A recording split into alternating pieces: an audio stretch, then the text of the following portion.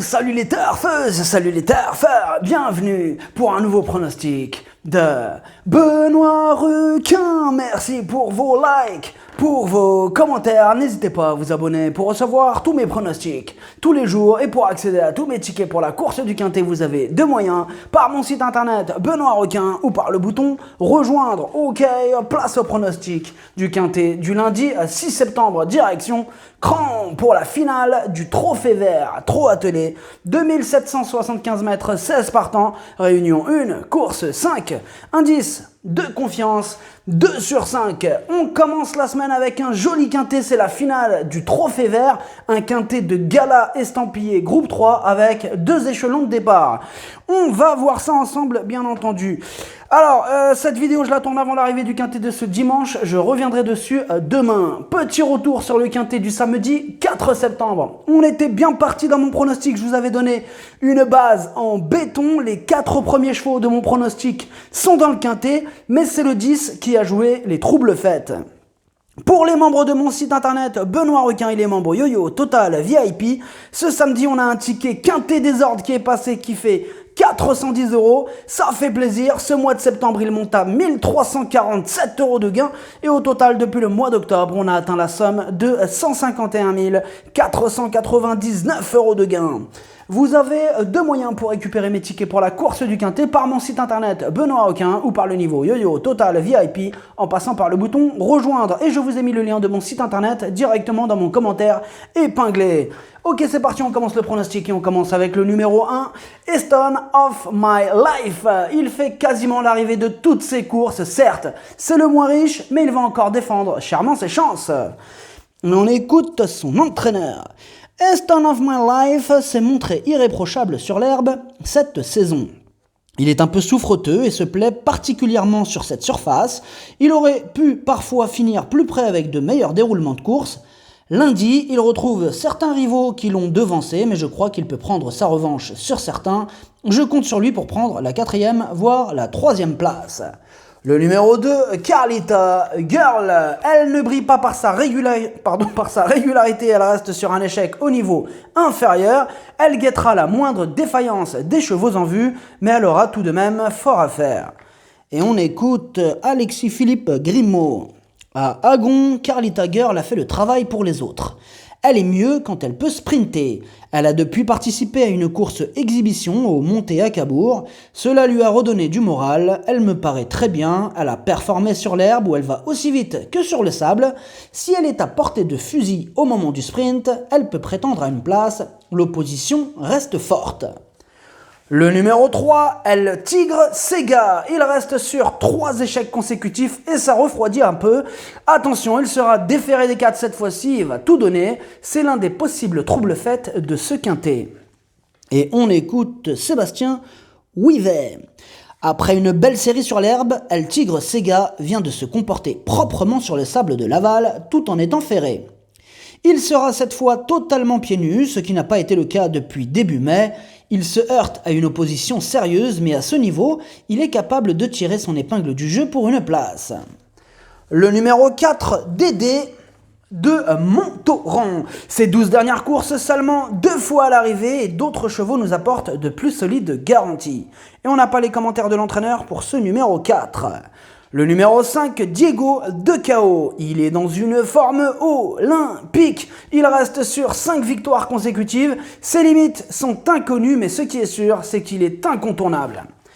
Et on écoute Théo Duval d'Estaing. Diego de Cao adore l'herbe et a eu des conditions de course favorables à chaque fois. Parfois, il s'est imposé de justesse et parfois avec la manière. La dernière fois, l'étape était assez peu relevée. Il n'y avait que 12 partants et il en a profité, l'emportant dans un bon style. Il est un peu moins à l'aise corde à droite, à la volte et dans les tournants. S'il prenait une place, on serait content. Le numéro 6, Clyde de la Roche. La régularité ne fait pas partie de ses principales qualités. Il se frotte à forte partie. Il y a d'autres chevaux qui passeront en priorité. Et on écoute David Lisée. Clyde de la Roche avait très bien fait au printemps à Tours. Il n'a pas forcément répété et enchaîné les déplacements et les courses. Il a montré un retour en forme à Royan le mois dernier. Je lui ai laissé de la fraîcheur depuis, ce qui lui convient. Il faut le mener au moral. Aymeric le connaît bien et s'en sert parfaitement. En longeant le rail, je signe pour la 5e place. Le numéro 7, DS de Guéron. Elle reste sur 3 échecs consécutifs et elle effectue une rentrée. Difficile de lui accorder notre confiance dans ces conditions. Et on écoute Pierre-Louis de Sonnette. DS de Guéron n'avait pas de très bon engagement, ou alors il fallait se rendre dans la capitale cet été. Aussi, j'ai attendu. Elle a continué à travailler régulièrement et paraît à un bon niveau. Elle aura de la fraîcheur, les pistes en herbe lui conviennent bien, l'opposition est sérieuse et notre chance est secondaire. Je prends les courses comme elles viennent, il faudra longer le rail. Le numéro 8, Diadem Blue, il enchaîne les échecs au niveau qui nous intéresse, il vient de repointer le bout de son nez, mais il va devoir se surpasser pour espérer terminer dans la bonne combinaison. Et on écoute Jean-Philippe Marie. La dernière fois au Sable d'Olonne, la fin de course de Diadem Blue m'a bien plu. Il revient plutôt en forme en comparaison avec ses sorties précédentes. C'est la raison pour laquelle on le présente au départ de cette épreuve. Il se plaît bien sur l'herbe, il faut que je le cache. La partie n'est pas facile car il a des gains, mais pour accrocher une 5e, 6e place, c'est possible. Le numéro 9, Cash de l'Alba, il ne brille pas par sa régularité, ses 2 dernières sorties, 2 échecs, et comme d'habitude avec ce casseur de tickets, ce sera tout ou rien. Et on écoute William Bijon. J'ai un peu trop abusé de Cash de l'Alba durant le mois de juillet. Il a décompressé après cela et a repris de la fraîcheur. Il me paraît très bien le matin, prêt à faire de son mieux. Je peux m'appuyer sur Eric Raffin pour le driver. Il ne peut rêver meilleur engagement. En courant à l'économie, il peut prétendre à une petite place. Derrière, l'opposition est solide. Le numéro 10, Buy and Buy, actuel leader du classement, il donne toujours son maximum en compétition. Il va encore faire de son mieux. Avec l'aide d'un bon parcours, il va tenter de se mêler à l'emballage final. Et on écoute Mathieu Varin. J'ai fait l'impasse sur l'étape de Montier-Ander avec Buy and Buy pour lui redonner un bon coup de fraîcheur car il avait couru rapproché lors de ses dernières tentatives en plein été avec la chaleur. Il est impératif de le cacher, lui qui est peut-être revenu un peu trop tôt ces derniers temps. Il est très bien, c'est un cheval très régulier, sûr, il n'a pas de marge dans un tel lot mais cela reste jouable. Le numéro 11, Frija Dupont. Alors d'habitude c'est le contraire, c'est le papa l'entraîneur, mais ce lundi c'est le fils à Jean-Michel Bazir, l'entraîneur, et le papa qui est au sulky. Elle reste sur 4 excellentes sorties et elle a encore une belle carte à jouer. On écoute Nicolas Bazir. Frija Dupont n'a été devancée que par une très bonne jument étrangère récemment à Vincennes. Toutes ses courses précédentes étaient bonnes. Elle est restée au top et a prouvé à Royan au mois de juillet qu'elle était performante sur cette surface. Elle affronte encore quelques sérieux clients, mais elle a une très belle carte à jouer.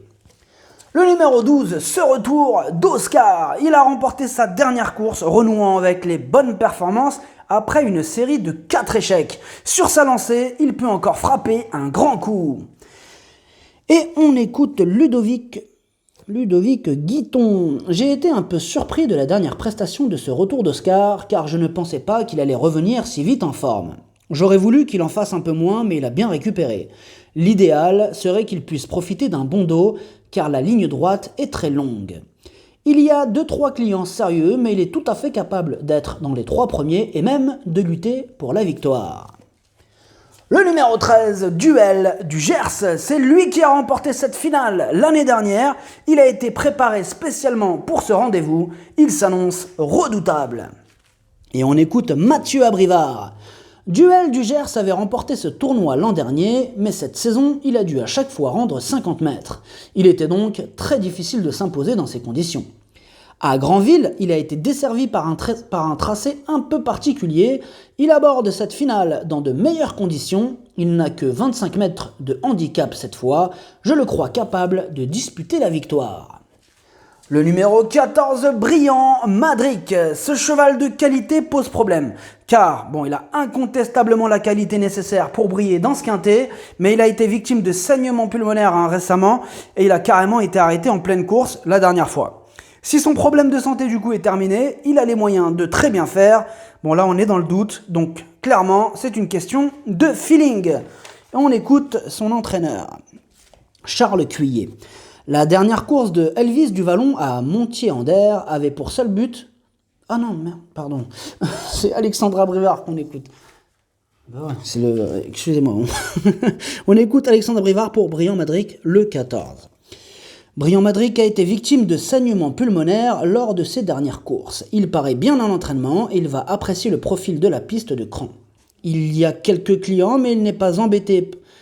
Mais s'il n'est pas embêté par ses problèmes respiratoires, alors il peut jouer les bons rôles de ce quintet.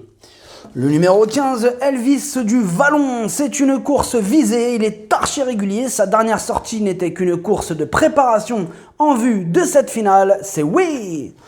Et on écoute Charles Cuillet cette fois-ci pour Elvis du Vallon.